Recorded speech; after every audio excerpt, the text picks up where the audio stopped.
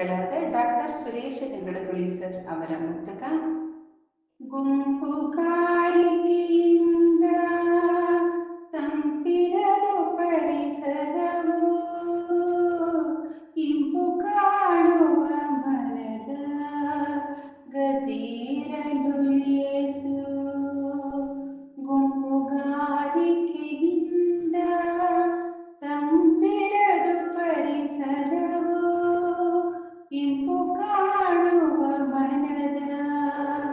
ಗತಿರಲು ಲೇಸು ಪೆಂಪು ಬೀರುವ ತಾಣ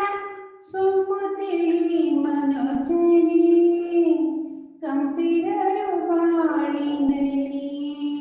ಧೀರತಮ್ಮ ಪೆಂಪು ಬೀರುವ ತಾಣ ಸೊಂಪು ತಿಳಿ ಮನುಜನಿ